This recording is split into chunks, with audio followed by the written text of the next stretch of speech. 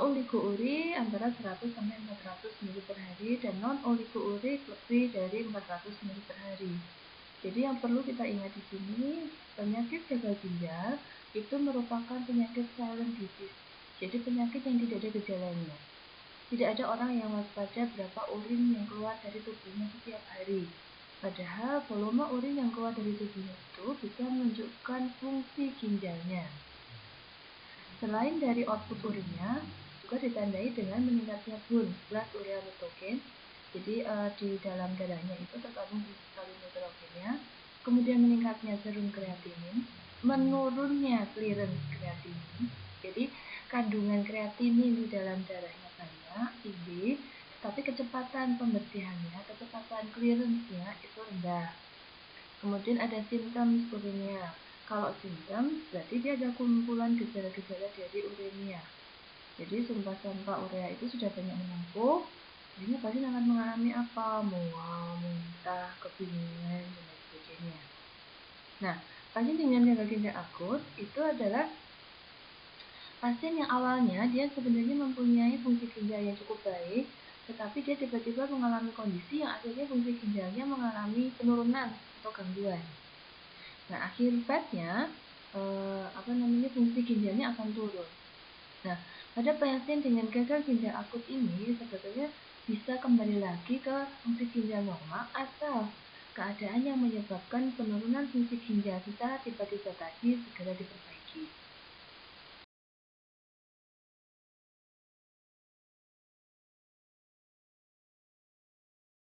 Ginjal akut itu sendiri ada yang disebut gagal ginjal akut prerenal, intrarenal, dan postrenal. Prerenal berarti penyebab dari menurunnya volume urin itu ada sebelum ginjal.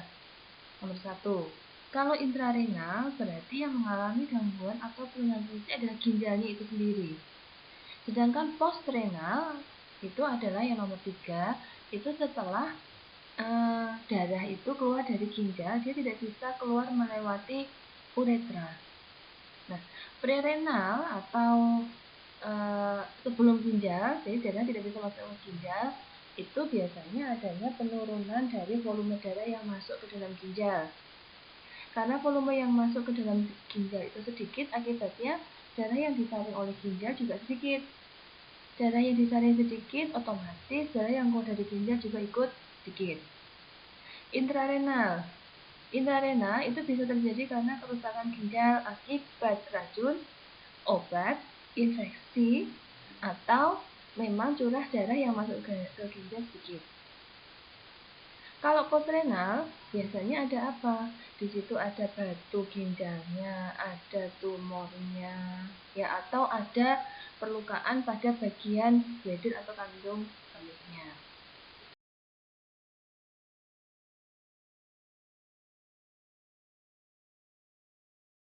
Bahan dari akut renal failure atau gagal ginjal akut itu bisa secara non-farmakologik dan farmakologik. Untuk non-farmakologik yang bisa kita lakukan adalah maksimalkan perfusi ginjal. Jadi aliran darah yang masuk ginjal kita maksimalkan. Cairan dan masakan sodiumnya harus cukup. Ya, kemudian banyak minum dan bisa dilakukan misalnya pasien itu habis diberi kontras. Kontras itu merupakan nefrotoksik. Kontras adalah suatu senyawa kimia yang dimasukkan ke dalam darah untuk melihat apakah di dalam darah itu ada, di dalam tubuh maksudnya, di dalam tubuh itu ada penyumbatan dan lain sebagainya. Nah, kontras itu sendiri nantinya akan diekspresikan lewat ginjal dan kontras itu merupakan senyawa nefrotoksik atau bisa menyebabkan toksisitas pada ginjal. Nah, secara farmakologik adalah hindari penggunaan agen penyebab nefrotoksik bila masih mungkin. Nah, kalau pemberian agen nefrotoksik yang umum disalahgunakan di masyarakat itu adalah NSAID, non-steroid anti-inflammatory drug. Nah, obat-obat NSAID seperti asam mefenamate, kalium diklofenat atau analgetik lainnya itu sering disalahgunakan. Nah, obat NSAID itu sendiri itu akan menurunkan perfusi darah yang masuk ginjal. Akibatnya darah yang masuk ginjal sangat sedikit. Kalau hal ini berlangsung lama terus-menerus, maka yang terjadi adalah penurunan fungsi ginjal. Jadi pencegahannya adalah menghindari hal-hal pemicu yang bisa menyebabkan penurunan fungsi ginjal.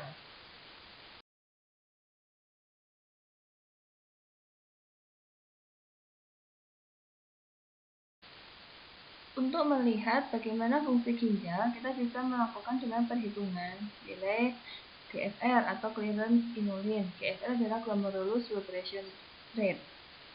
Jadi U adalah kadar kreatinin urin dalam mikromol per liter. Kemudian V adalah laju aliran urin dan dibagi dengan P atau plasma kreatininnya. Tetapi yang paling sering dilakukan adalah clearance kreatinin CLCR. Dan rumus yang sering dipakai adalah yang Cockcroft-Gault. Di sini dibedakan antara clearance kreatinin pria dan clearance kreatinin wanita.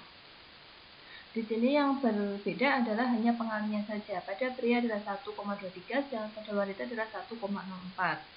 Yang perlu diingat, rumus Cockcroft ini hanya bisa dilakukan atau dilakukan perhitungan pada orang yang mempunyai organ yang lengkap. Misalnya, ada orang yang tidak mempunyai kaki atau cacat bagian lutut ke bawah, kita tidak bisa menggunakan rumus ini. Ya, atau tidak punya lengan, kita tidak bisa menggunakan rumus ini. Jadi rumus ini digunakan untuk pasien yang mempunyai anggota badan yang lengkap. Kenapa? Karena yang dihitung adalah pengeluaran kreatinin yang dihasilkan oleh otot.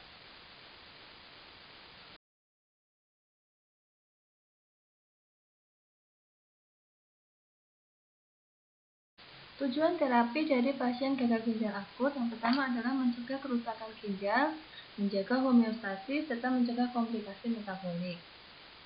Pada pasien yang tidak bisa berkemih, cairan tidak bisa keluar dari tubuhnya, maka dia akan mengalami edema paru. Nah, di sini pasien butuh oksigen, dia tidak sesak nafas. Kemudian apabila kesakitan, bisa diberikan morfin dan diuretik untuk mengeluarkan kelebihan cairan. Yang kedua, mengatasi hiperkalemia. Pada pasien yang tidak bisa berkemih, maka kadar kalium di dalam darahnya akan naik. Hiperkalemia itu akan menyebabkan cardiac arrest. Jadi jantung tiba-tiba berhenti. Kenapa? Karena kadar kalsiumnya akan menurun. Pada pasien hiperkalemia akan terjadi hipokalsemia. Pada pasien seperti ini, maka akan mengalami cardiac arrest atau jantung bisa berhenti berkontraksi. Pasien akan butuh yaitu CA-gluconat, kemudian infus glukosa insulin, serta agonis beta untuk meningkatkan detak jantungnya. Yang ketiga adalah diuretik. Yang dipakai adalah loop diuretik yaitu furosemid. Jadi kita butuh diuretik kuat untuk mengeluarkan kelebihan cairan. Yang keempat adalah dopamin. Dopamin ini adalah alternatif untuk dilatasi vaskular renal pada dosis rendah. Tetapi pada dosis tinggi dia akan mengikat reseptor beta dan alfa adrenergic sehingga pasien akan mengalami vasokonstriksi. Dopamin ini merupakan obat yang kontradiktif karena pada pasien yang dia mengalami gagal ginjal dan gagal jantung, dopamin di sini biasanya digunakan untuk meningkatkan tekanan darah. Jadi pasien akan diberikan dosis yang cukup tinggi sehingga akan mengalami vasokonstriksi. Tetapi akibatnya pembuluh darah yang ginjal juga akan mengalami vasokonstriksi sehingga aliran yang masuk ke ginjal menjadi lebih sedikit. Yang kelima adalah dobutamin.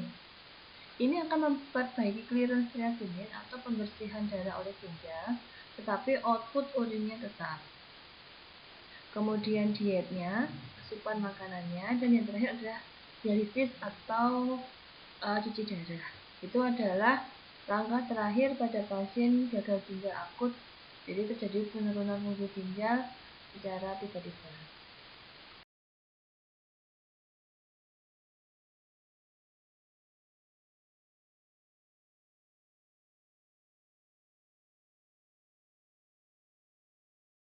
Gagal ginjal kronis adalah suatu kondisi di mana kedua ginjal mengalami kerusakan permanen dan tidak dapat menjalankan fungsi sebagaimana mestinya. Biasanya pasien dengan gagal ginjal kronis ini akan mengalami udema di seluruh tubuhnya atau biasa disebut sebagai udem anasarka karena pasien akan mengalami hipertensi portal dan kadar clearance kreatinnya kurang dari 25 mili per menitnya. Nah, gagal ginjal kronik ini adalah penyakit gagal ginjal tahap akhir yang bersifat menahun dan bersifat progresif dan irreversibel. Progresif artinya apa? Kerusakannya akan semakin bertambah parah, dan irreversibel, kerusakan itu tidak akan bisa kembali lagi seperti semula. Nah, karena pasien sudah mengalami kerusakan yang bersifat progresif dan irreversibel ini, maka tubuh akan gagal untuk mempertahankan metabolisme dan keseimbangan cairan elektrolitnya, sehingga pasien akan mengalami uremia, yaitu retensi urea dan sampah nitrogen di dalam tubuhnya. Gambaran umum perjalanan gagal ginjal kronik dapat diperoleh dengan melihat hubungan antara clearance kreatinin dengan glomerulus filtration rate-nya. Jadi, yang disebut gagal ginjal kronis ini adalah stadium akhir dari proses kerusakan ginjal.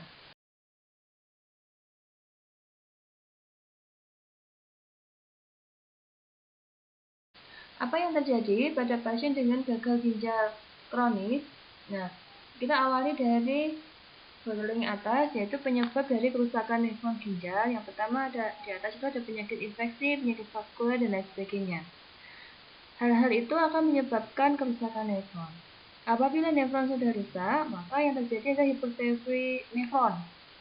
Jadi, nefron-nefron yang masih sehat, yang masih bagus, dia akan melebar, dia akan memperbesar volumenya. Tujuannya apa?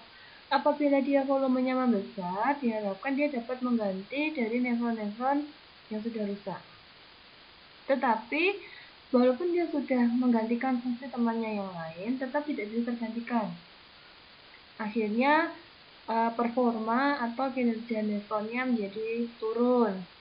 Akhirnya, nefron-nefron yang tadinya berusaha untuk memperbesar ukurannya juga ikut rusak.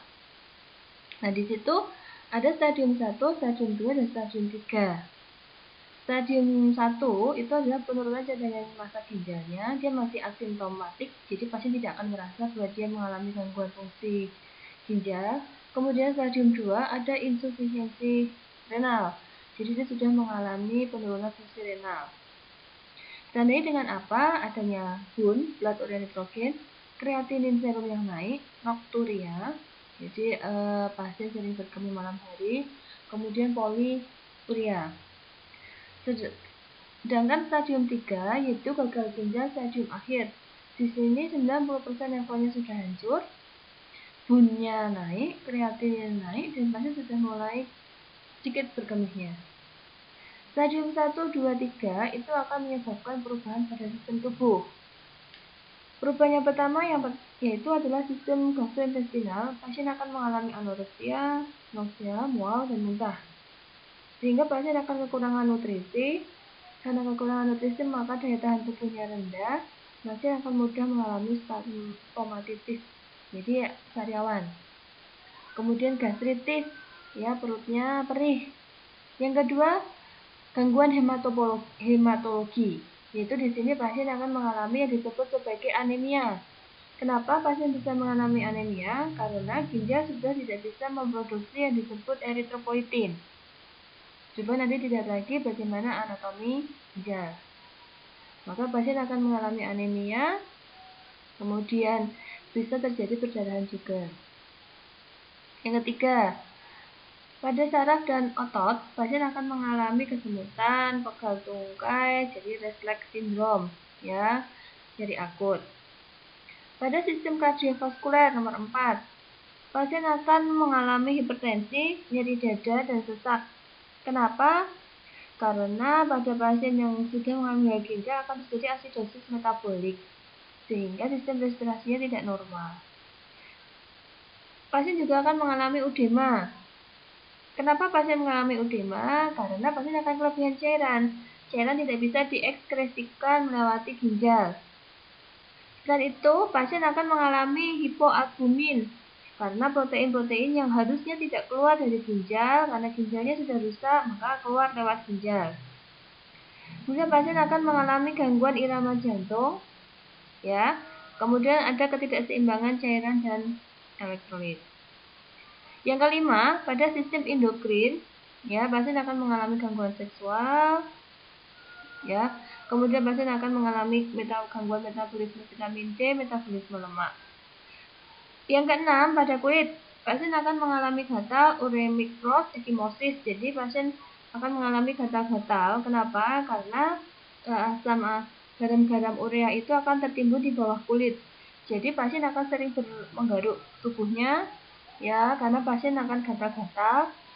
Selain itu bisa dilihat dari bekas garukan yang ada di tubuh pasiennya.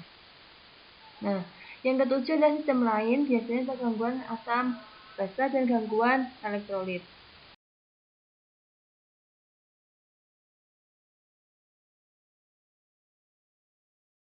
Patofisiologinya yaitu terjadi perubahan hemodinamik pada glomerulus, terjadinya peningkatan tekanan kapiler dan tekanan hidrolik pada kapiler glomerulus.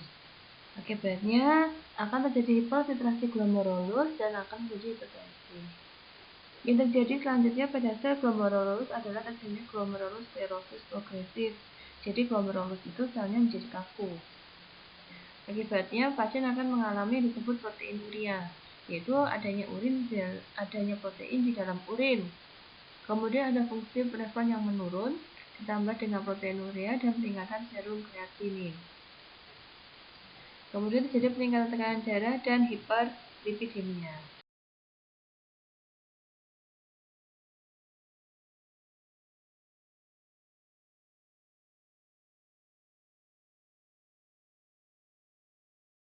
Ini adalah bagian patofisiologi dari penyakit gagal ginjal.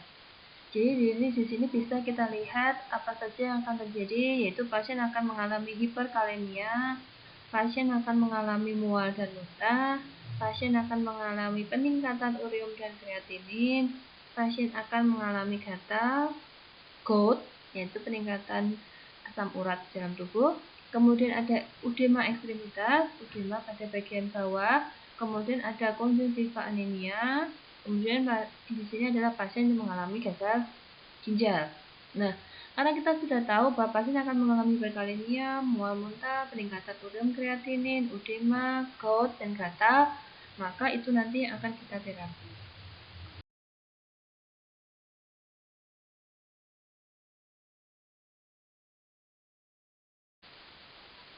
Klasifikasi penyakit gagal ginjal kronis. Untuk mengklasifikasikan pasien tersebut masuk dalam stadium apa, maka kita harus mengukur fungsi ginjalnya. Untuk mengukur fungsi ginjalnya, kita yang terbaik adalah menggunakan laju filtrasi glomerulus atau glomerular filtration rate. Dari melihat nilai LFG atau GFR-nya, maka kita bisa melihat estimasi bersihan yang masih bisa dilakukan oleh ginjal. Nah, salah satu penanda yang sering digunakan dalam praktik klinis yaitu serum kreatinin.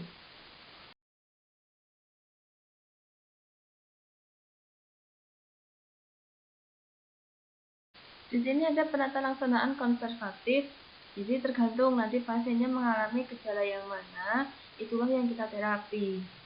Ya, yang penting kita memberikan terapinya yang tidak menggunakan obat-obat yang bersifat nefrotoksik.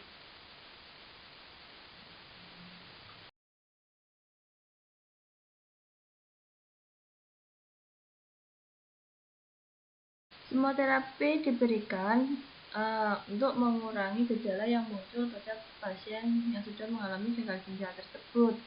Kan tetapi apabila terapi konservatifnya gagal, maka pasien bisa dilanjutkan dengan dialisis atau cuci darah, atau pasien diminta untuk melakukan transplantasi ginjal apabila mempunyai donor ginjal yang sesuai.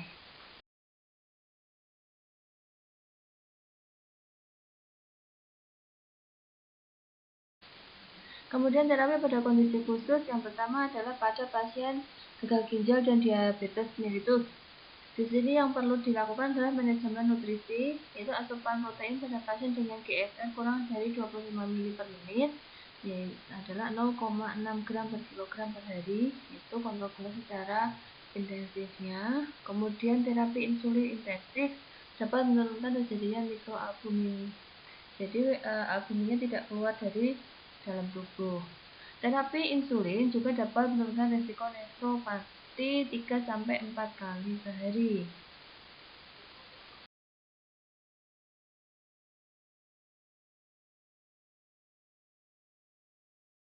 Pada pasien dengan hipertensi, maka hipertensi yang disarankan yaitu golongan ACE inhibitor, karena ACE inhibitor keuntungannya dapat menurunkan kejadian proteinuria serta melindungi glomerulus filtration rate. Kalau memang pasien tidak bisa menggunakan ACE inhibitor karena efek sampingnya, maka pasien bisa menggunakan angiotensin II receptor blocker (ASB). Efikasinya sama dengan ACE inhibitor, tetapi harganya lebih mahal dibandingkan dengan ACE inhibitor. Kemudian ada calcium channel blocker yang dapat menurunkan glomerular injury tanpa mengubah hemodinamik ginjal. Nah, di sini dia dapat menghambat hipertrofi glomerular, jadi dampaknya tidak terjadi hipertrofi.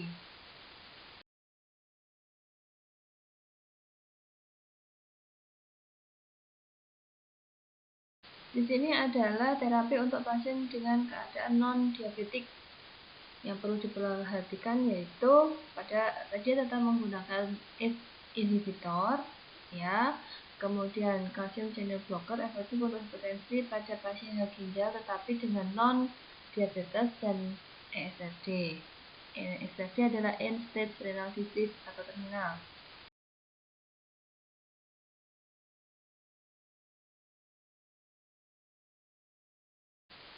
Prinsip farmakoterapi pada pasien gagal ginjal yaitu menjaga glukosa darah dan menjaga progresivitas penyakit ginjal. Pasien tetap diberikan terapi insulin secara intensif. Kemudian diusahakan pasien dengan mikroalbumin urea, ya, itu tetap diberikan insulin secara intensif dan diberikan ACE inhibitor walaupun tekanan darahnya normal. Kenapa? Karena ACE inhibitor dapat memperbaiki perfungsi darah yang masuk ke ginjal. Kemudian tekanan darah harus selalu dikontrol, yaitu 130/80 mm/Hg atau kurang pada pasien dengan DM, atau 130/85 mm/Hg pada pasien yang tanpa DM. Kemudian pasien dengan GFR 25 ml/menit direkomendasikan untuk menurunkan asupan proteinnya karena nantinya proteinnya akan keluar lewat urin. Kemudian terapi hiperlipid di sini tetap diberikan. Kenapa? Karena untuk menghambat progresivitas penyakit ginjal itu sendiri.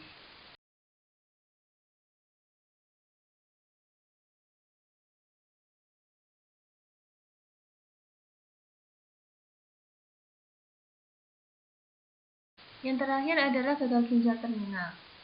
Gagal ginjal terminal terjadi apabila terjadi penurunan clearance kreatinin kurang dari 15 ml/menit pada pasien DM atau kurang dari 10 ml/menit pada pasien non-DM. Nah, di sini apabila pasien sudah mengalami hal seperti ini, maka mengindikasikan bahwa pasien perlu menjalani cuci darah atau dialisis.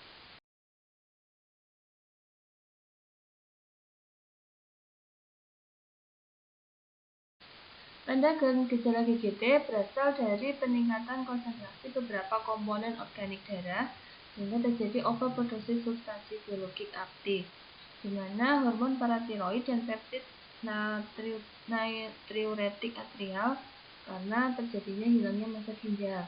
Jadi sudah disebutkan nanti ginjal akan kehilangan massanya. Kenapa? Karena nefronnya rusak. Kemudian terjadi penurunan clearance substansi endogen yang dimetabolisme di ginjal. Jadi hormon paratiroidnya turun, growth hormonnya turun, glukagonnya turun, somatostatinnya turun, semuanya turun. Terjadi penurunan clearance produk metabolit protein. Nah, di sini akan terjadi penumpukan sampah-sampah di ginjal karena ketidakmampuan ginjal untuk mengekstreksikannya. Jadi sampah-sampah metabolit akan menumpuk banyak ginjal.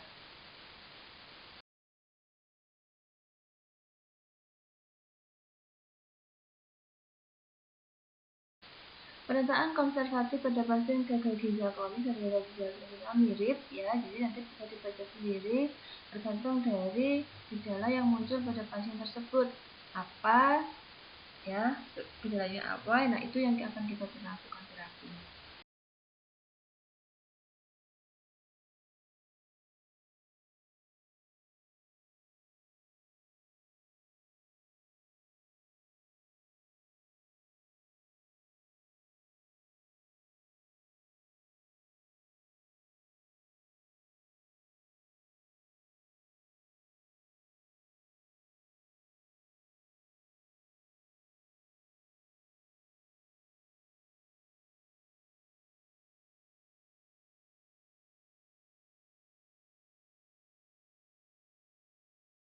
Yang terakhir adalah dialisis. Apabila pasien gagal ginjal terminal itu sudah tidak bisa lagi mengeluarkan sampah-sampah metabolik yang menumpuk dalam tubuh, dan satu-satunya adalah dengan dialisis atau cuci darah. Nah, dialisis ada yang merupakan dialisis peritoneal, ada yang merupakan hemodialisis. Kalau dialisis peritoneal, kita masih menggunakan selaput membran peritoneum perutnya. Sedangkan kalau hemodialisis menggunakan alat hemodializer.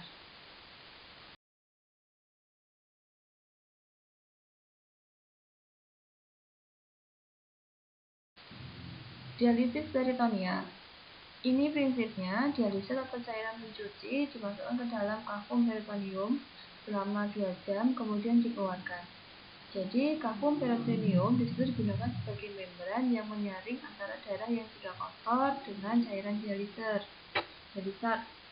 sehingga darah bisa disaring komponen yang kotor masuk ke dalam cairan. Penyaringnya, kemudian darah yang bersih juga langsung digunakan oleh si pasiennya. Di sini tidak menggunakan alat, tidak menggunakan membran penyaring karena menggunakan kafum peritoneum. Nah, indikasinya apa? Yaitu pasien dengan gagal ginjal akut yang gagal dengan terapi konservatif, kemudian gagal keseimbangan cairan dan elektrolit, kemudian intoksikasi obat-obatan, dan pasien gagal ginjal kronis.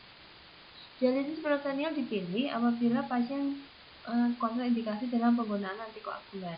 Jadi apabila pasien itu tidak bisa menerima antikoagulan yang masuk ke dalam tubuhnya, ini adalah salah satunya jalan. Karena pada pasien yang menggunakan alat dialiser atau hemodialisa, saya tetap menggunakan antikoagulan agar waktu darah itu keluar dari tubuh, darah tidak membeku. Kemudian setelah itu disaring, maka dia akan dimasukkan lagi ke dalam tubuh. Kemudian dipilih pada bayi, anak kecil, dan lansia yang sulit untuk hemodialisa. Apabila pasien sudah susah untuk melakukan perpindahan tempat dari rumah ke instalasi hemodialisa, maka ini adalah satu-satunya jalan yang bisa dilakukan. Yang ketiga, pasien perlu pengeluaran cairan dalam jumlah yang besar. Jadi pada dialisis peritoneal ini, pasien cukup melakukan dialisis di rumah saja karena tidak menggunakan alat apapun, bisa selama setiap 6 jam atau 8 jam tergantung dari kebutuhan cairan yang perlu dikeluarkan dari tubuh pasien.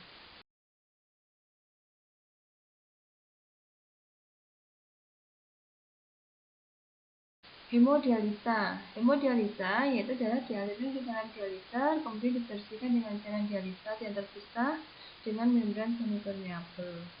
Nah, di sini pasien membutuhkan alat yang disebut sebagai hemodialiser. Jadi darah ditarik dari tubuh, kemudian dia masuk ke dalam penyaring. Setelah bersih, dia akan masuk kembali ke dalam tubuh. Itu adalah prinsip kerja dari hemodialisis.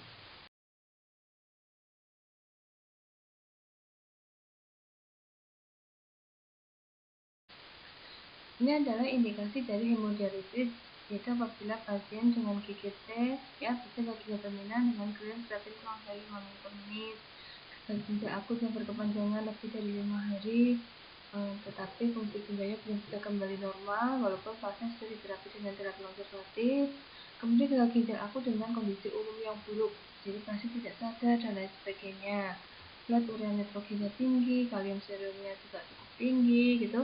Nah, untuk memperbaiki fungsi ginjalnya sementara, apabila pasien tidak sadar, maka dilakukan hemodialisa. Terus selanjutnya kalau pasien GGA, gagal ginjal akut yang sedang menjalani hemodialisa, Apakah selamanya akan menjalani hemodialisa? Biasanya tidak. Jadi kalau misalnya sampahnya sudah dikeluarkan dan pasien sudah kembali normal kembali gitu, sampahnya sudah hilang, sudah membaik kondisinya, bisa dihentikan. Jadi cukup hemodialisa 1 kali saja. Kemudian yang keempat yaitu intoksikasi obat yang gagal dengan terapi konservatif. Jadi pada pasien yang mengalami keracunan berat itu, kemudian dia tidak bisa diberikan antidotum yang konservatif, bisa dilakukan hemodialisis walaupun hanya 1 atau 2 kali, tidak secara rutin. Ya, begitu materi kali ini saya cukupkan. Apabila ada pertanyaan silahkan diajukan. Terima kasih. Wassalamualaikum warahmatullahi wabarakatuh.